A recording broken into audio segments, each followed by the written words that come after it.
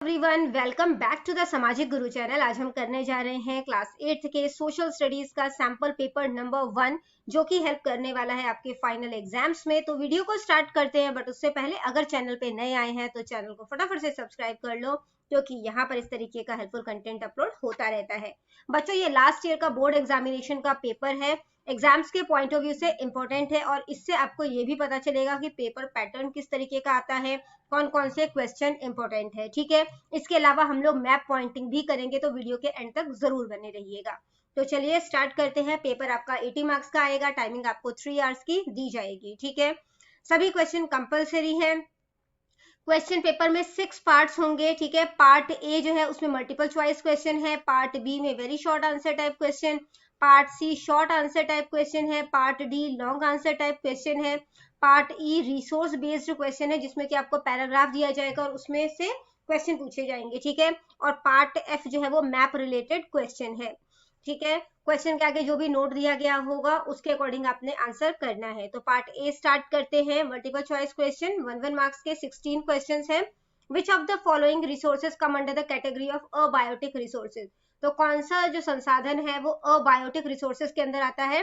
तो देखो, बायो का मतलब होता है लाइफ, तो जो भी रिसोर्सेज जिंदा होते हैं जैसे प्लांट्स, एनिमल्स, ह्यूमंस, तो ये बायोटिक रिसोर्सेज का पार्ट बनेंगे। ठीक है, जबकि अबायोटिक जो होते हैं वो नॉन लिविंग रिसोर्सेज होते हैं, जैसे कि मिनरल्स। ठीक है, तो यहाँ पे हमसे अबायोटिक रिसोर्सेज पूछा है तो हमने मिनरल्स जो है उसको टेक कर दिया। अगला क्वेश्चन है, how much area of India is covered with alluvial soil? India का कितना एरिया जो है वो एल्यूवियल सॉइल के अंडर आता है? तो आंसर है 45%। नेक्स्ट क्वेश्चन है, न्यू और non conventional resources of energy include? तो जो कन्वेंशनल सोर्स ऑफ एनर्जी होता है वो ट्रेडिशनल मेथड होता है, जैसे कि कोल और पेट्रोलियम। ठीक है, जो कि नॉन कन्वेंशनल रिसोर्सेज होता है वो जो है मतलब कि कम पोल्यूटिंग होता है। ठीक है, और ये जो मॉडर्न वे है वो उस तरीके के रिसोर्सेज होते हैं, तो इसमें विंड एनर्जी जो है वो इसका पार्ट है। ठीक है, अगला क्वेश्चन है, what products are prepared from maize? मक्की से क्या क्या चीजें जो है वो बनती है? तो ग्लूकोज, स्टार्च और अल्कोहल, सारी चीजें बनती है, तो आंसर है ऑल ऑफ दीज। ठीक है, नेक्स्ट है, what is the process of coming of lava over the surface of the earth is known as? तो लावा जब धरती के सरफेस पे आती है तो उस प्रोसेस को क्या बोला जाता है? वोल्केनो। नेक्स्ट है, from which Mughal emperor did the East India Company get the tax free trade privilege in Bengal, Bihar and Orissa by paying 3000 tax annually? तो 3000 का टैक्स एनुअली पे करते थे। ठीक है, और ताकि जो है वो टैक्स फ्री ट्रेड जो है वो किया जा सके। तो कौन से मुगल एम्परर के अंडर था ये? फर्रुखसियार। ठीक है, नेक्स्ट है, when did Lord Cornwallis introduce permanent settlement in the provinces of Bengal and Bihar? Bengal और बिहार में लॉर्ड कॉर्नवालिस ने परमानेंट सेटलमेंट जो है वो कब स्टैब्लिश जो है वो किया था? तो आंसर है 1793। अगला क्वेश्चन देखते हैं, who was the first martyr of the revolt of 1857 AD? तो 1857 का जो विद्रोह हुआ था उसमें सबसे पहले शहीद का क्या नाम था? तो आंसर है मंगल पांडे। अगला क्वेश्चन है, Jyotiba Phule was a great social reformer of? तो ज्योतिबा फूले जो है वो कहाँ के सोशल रिफॉर्मर थे? Maharashtra. When and where was the Indian National Congress founded? कब और कहां पर इंडियन नेशनल कांग्रेस जो है उसकी स्थापना की गई थी? तो मुंबई में की गई थी 28 दिसंबर 1885 को। ठीक है, तो फर्स्ट ऑप्शन जो है वो करेक्ट है। अगला क्वेश्चन है, when did Mahatma Gandhi start the quit India movement against the British government? British government के खिलाफ क्विट इंडिया मूवमेंट जो है वो महात्मा गांधी ने कब स्टार्ट किया था? आंसर है 1942 एडी में। अगला क्वेश्चन है, who was the chairman of the drafting committee of the constitution? Constitution के ड्राफ्टिंग कमिटी के चेयरमैन कौन थे? तो आंसर है doctor BR Ambedkar. Next question है, how many members are elected for the Rajya Sabha from Punjab? Punjab से राज्यसभा में कितने मेंबर्स जो हैं वो चुने जाते हैं? आंसर है 7। ठीक है, नेक्स्ट है, under which article of the constitution has the Supreme Court been provided special power? तो कौन से जो है वो अनुच्छेद के द्वारा जो हमारे सुप्रीम कोर्ट है उनको स्पेशल पावर जो है वो दी जाती है? तो आंसर है आर्टिकल 136। क्वेश्चन है बेटा, whose motto is education for all? तो किनका मोटो है? सर्व शिक्षा अभियान का। ठीक है, नेक्स्ट है, एटीएम की full form automated teller machine. Part B है जिसमें कि सबसे पहले आपको फिलिप्स जो है वो पूछे गए हैं। ठीक है, dash banks are owned and controlled by the government? Government के द्वारा कौन सा बैंक जो है वो कंट्रोल किया जाता है? आंसर है पब्लिक सेक्टर बैंक, ठीक है, public sector banks. From Jaintia Hills in east to Garo Hills in west territories were under the control of Dash tribe. तो कौन से ट्राइब के कंट्रोल में है ये सारा? खासी. नेक्स्ट है the king of princely states use to use the things made by. तो जो प्रिंसली स्टेट के राजा थे वो किस तरीके के स्केल इंडस्ट्रीज का जो है वो इस्तेमाल करते थे, मतलब कि तो किस तरीके के इंडस्ट्रीज में बनी हुई चीजों का इस्तेमाल करते थे? आंसर है स्मॉल स्केल इंडस्ट्रीज, ठीक है. The word dash was added to the preamble of the constitution by 42nd amendment. 42nd amendment के थ्रू कौन सा वर्ड जो है हमारे जो प्रियम्बल यानी कि प्रस्तावना में जो शब्द है वो कौन कौन से जोड़े गए थे? आंसर है सोशलिस्ट एंड सेक्युलर, ठीक है. नेक्स्ट क्वेश्चन देखते हैं, ट्रू फॉल्स है. एंथ्रासाइट जो है वो बेस्ट क्वालिटी का कोल होता है, बिल्कुल सही है. मरीन बीच जो है वो 10 किलोमीटर लंबा है, ये गलत है.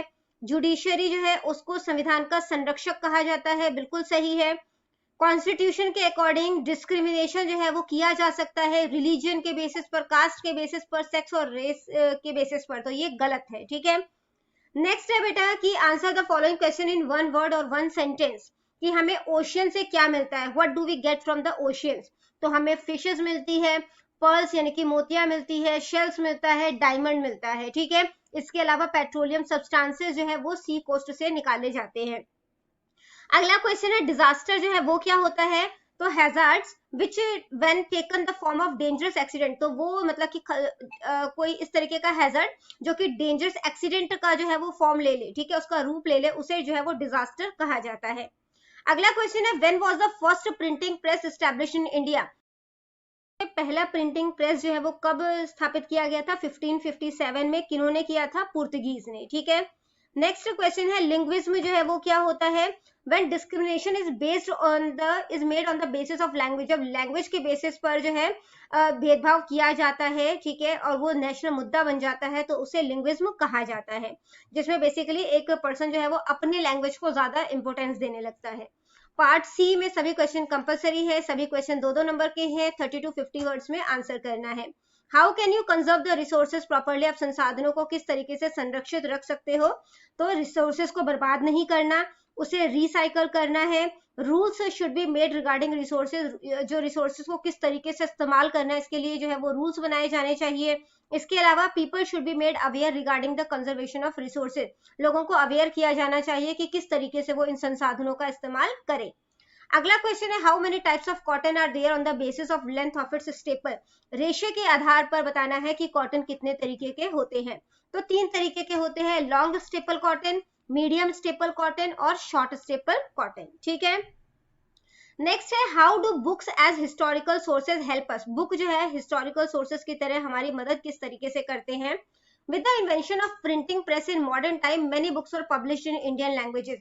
तो जब बुक्स प्रिंटिंग प्रेस का जो है वो आविष्कार हुआ तो काफी सारी बुक्स जो है वो इंडियन लैंग्वेजेस में और इंग्लिश लैंग्वेजेस में पब्लिश की गई, और इन बुक के थ्रू जो है वो हमें नॉलेज मिलती है, ठीक है, कि इंसान ने किस तरीके से जो अलग अलग क्षेत्रों में प्रगति की, जैसे कि आर्ट में, लिटरेचर में, साइंस, हिस्ट्री एंड म्यूजिक में.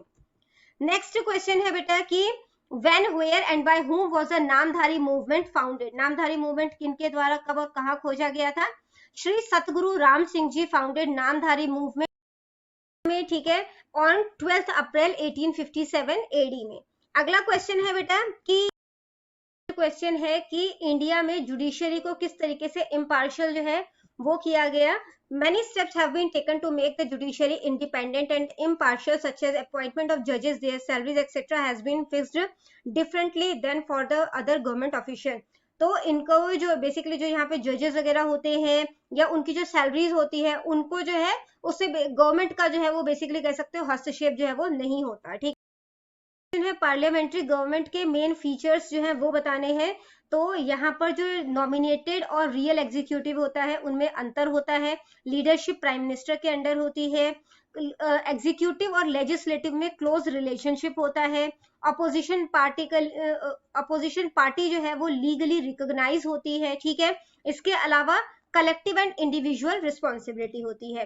पार्ट डी में 80 to 100 वर्ड्स में आंसर करना है. 5 मार्क्स के क्वेश्चन है. पहला क्वेश्चन है how is the soil resources being conserved. Soil resources को किस तरीके से संरक्षित रखा जा सकता है, या फिर what things we should take care of in the disaster management of earthquake. ठीक है, तो डिजास्टर मैनेजमेंट ऑफ अर्थक्वेक में हम किस चीजों का हमें ध्यान रखना चाहिए। नेक्स्ट क्वेश्चन है पिट्स इंडिया एक्ट पे आपने नोट लिखना है। Explain the contribution of the Swami Dayanand Saraswati in the field of modern education system. Modern education system में स्वामी दयानंद सरस्वती ने क्या योगदान दिया वो आपने बताना है। Write down in brief the work done by the Jyotiba Phule for the welfare of the lower caste people. ठीक है, तो लोअर कास्ट पीपल के भलाई के लिए ज्योतिबा फूले द्वारा किया गया काम जो है उनको ब्रीफली अपने समझाना है, या फिर नॉन अलाइंड मूवमेंट पर एक नोट लिखना है। ठीक है, क्वेश्चन नंबर 4 है राइट टू एजुकेशन पे नोट लिखिए, या फिर why has only the parliamentary form of government been implemented in India. Bharat में सिर्फ पार्लियामेंट्री फॉर्म ऑफ गवर्नमेंट ही क्यों इम्प्लीमेंट किया गया, उसका रीजन बताना है। ठीक है, पार्ट ई जो है वो सोर्स बेस्ड क्वेश्चन है, पैराग्राफ यहाँ पे क्लियरली नहीं है, तो हम क्वेश्चन एक बार देख लेते हैं और उसके बाद पैराग्राफ में आपको क्लियर शो कर देती हूँ। ठीक है, तो ये पैराग्राफ है, वहां पर पहला क्वेश्चन है which element are found in large quantities in black soil. Black soil में कौन कौन से जो है एलिमेंट जो है वो मिलते हैं, iron, potash, aluminium, lime and magnesium. ठीक है, तो ये आंसर नंबर 1 हो गया। नेक्स्ट है how is black soil formed. Black soil जो है वो किस तरीके से बनती है वो आपने बताना है। ठीक है, तो these are formed with the compaction of hard, impermeable and dark coloured fine particles. Answer number 2 हो गया। Which crop are grown mostly in black soil. Black soil में कौन कौन से जो फसलें हैं वो उग सकती है, sugar cane, linseed, sunflower, bajra, cotton. ठीक है, ये हो गया आपके पास आंसर नंबर 3। नेक्स्ट है by what other name is black soil known as. तो ब्लैक सॉइल को रेगर सॉइल भी कहा जाता है, ये हो गया answer number 4। Why black soil is black in colour. Black soil जो है वो ब्लैक क्यों होता है कलर में। ठीक है, तो इसका आंसर जो है वो देख लेते हैं। आंसर है due to presence of iron and aluminium these soils are black in colour. ठीक है, ये हो गया हमारे पास आंसर नंबर 5। इसके बाद बेटा पार्ट जो है वो एफ है, जो कि मैप पॉइंटिंग है। ठीक है, इसमें जो है हमें किसी 10 प्लेसेस को इंडिया के मैप में जो है वो शो करना है। तो चलिए मैप पॉइंटिंग जो है वो स्टार्ट करते हैं। हम लोग मैप पॉइंटिंग करते हैं, किसी भी 10 प्लेसेस को अपने इंडिया के मैप में शो करना है। ठीक है, सबसे पहला एल्यूवियल सॉइल एरिया है जिसके लिए हम पंजाब को मार्क कर रहे हैं। ठीक है, नंबर 2 रिवर गंगा है, तो गंगा रिवर जो है वो उत्तराखंड से होते हुए स्टार्ट होती है। ठीक है, और उसके बाद जो है ये यूपी, बिहार यहाँ से होते हुए जो है आगे की साइड निकल जाएगी। ठीक है, तो ये हो गया हमारे पास रिवर गंगा, ये हमारे पास 2 है। ठीक है, थर्ड जो है वो हमसे a reason with evergreen forest पूछा है, तो जो a reason with evergreen forest है उसके लिए हम असम को मार्क कर देते हैं। ठीक है, नंबर 3। नंबर 4 पूछा है आयरन ओर एरिया। ठीक है, तो आयरन ओर एरिया के लिए हम लोग कर्नाटका के बेलेरी को जो है वो मार्क कर देते हैं। ठीक है, ये हो गया हमारे पास नंबर 4। नंबर 5 हमसे पूछा गया है गोल्ड एरिया। ठीक है, तो गोल्ड एरिया जो है वो हम कर्नाटका में ही, ठीक है, तो ये हम कर्नाटका के ही हट्टी को जो है वो मार्क कर देते हैं। तो ये यहाँ पे है नंबर 5। नंबर 6 हमसे पूछा गया है कॉपर एरिया। ठीक है, तो कॉपर एरिया के लिए हम लोग जो है झारखंड के सिंहभूम को जो है वो मार्क कर देते हैं। ठीक है, तो यहाँ पे जो है ये बिहार, यहाँ पे झारखंड, झारखंड का सिंहभूम यहाँ पर है। तो ये हो गया हमारे पास नंबर 6।